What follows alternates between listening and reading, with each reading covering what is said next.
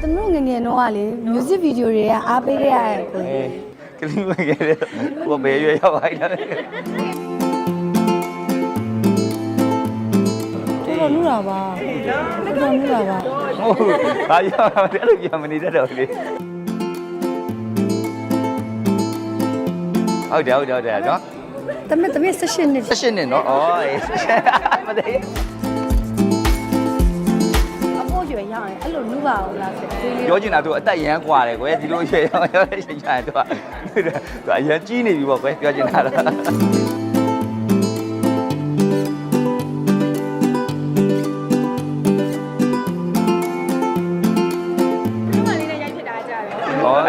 အားပေးလာ ဘယ်လို ငငယ်လေး ကျွန်တော်ကလေးလေးကပေးလာတယ် ကလေးလေးကသူ့ကိုအားပေးခဲ့တာပေါ့ကျွန်တော်က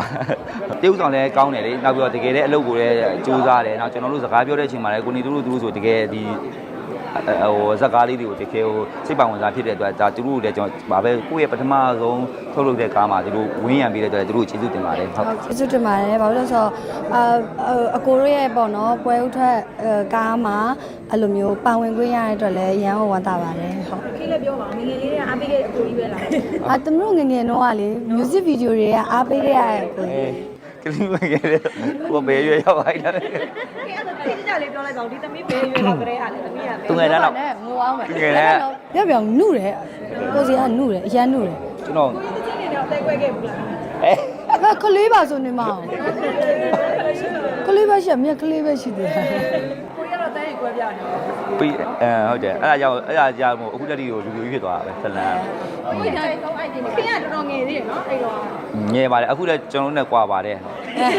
ကျွန်တော်နဲ့ကွာပါတယ်သူကတော့ကလေးတွေပေါ့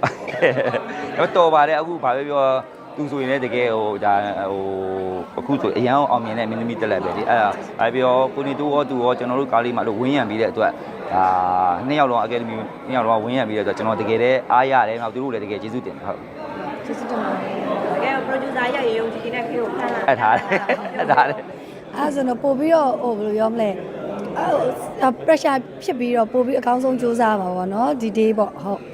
အကိုနဲ့ကနောက်ပိုင်းပွဲတွေမှာဆုံဖြစ်တယ်အကိုကကျတော့အနုပညာလှူရှားမှုကြတော့သူရက်လိုက်တာပေါ့နော်မလုပ်ဖြစ်တော့ဘူးလုပ်ဖြစ်တော့ပဲနဲ့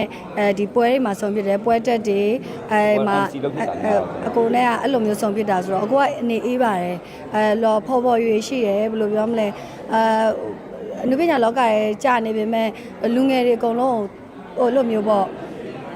တိတယ်ပေါ့နော်တိတယ်နှုတ်ဆက်တယ်အဲ့လိုမျိုးနော် လူပြိုမှုမျိုးဘယ်လို ဟေးတော်နူတာပါတော်နူတာပါ ဟုတ်ဘာရောက်အဲ့လိုပြောမနေတတ်တော့လေ တကယ်အကိုနူပါပါမဟုတ်တကယ် လူပါကွယ် ဒါအပူမရှာတာနဲ့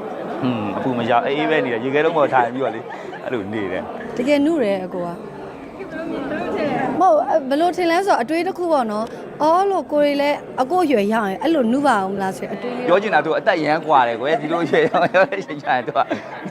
ကအရန်ကြီးနေပြီပေါ့ကွယ်ပြောချင်တာတော့ဟိုအခုတော့ဒါကတော့အသက်အရွယ်တစ်ခုရောက်တဲ့အချိန်မှာနေတာပေါ့နော်ဒါပေမဲ့ခုနကလိုနက်နက်သူတို့ဘာလို့ပေါ့နော်အဲ့လိုကိုပေါ့နော်ငါနာမည်ထည့်ပြောတော့မှာနော်ဟုတ်တယ်နော် တမ18နှစ် 18နှစ်နော်အော်မသိ18နှစ်ကိုရှင်းပြနေမရှင်းရတယ်တော့ဒီက ရှင်းလေရှုပ်လေဖြစ်လိုက်မယ်ပြီးမှတသက်ရှင်း တိုးလေးလာပြော အချစ်ကိုဘယ်လိုပြောမလဲအသက်အရွယ်ပဲရောက်အချစ်ကအငြင်းရှိတယ်ပေါ့လူတိုင်းမှာအချစ်ရှိရဆိုတော့ပုံစံမျိုးလေးဒီ presentation မှာပါတယ်ပေါ့နော်အဲ့လိုမျိုးလေးဆိုတော့လေ ထွက်လာရင်ကြည့်လိုက်ပေါ့နော် ထွက်လာရင်ကြည့်ပါ ရပါတယ်ကားလေးရဟုတ်ကဲ့ ကိုတော့ဘယ်တဲ့ရေရောက်အချစ်ကရင်နေရှိရဆိုရင်မင်းဖြစ်နေတာပါ အချစ်ဆိုတာအသက်အရွယ်တိုင်းမမရှိပါဘူးငယ်ငယ်ကြီးကြီးအချစ်ဆိုတာရှိနေပါမှာဘာတွေပြေးနေတယ်မသိပါဘူးကျေးဇူး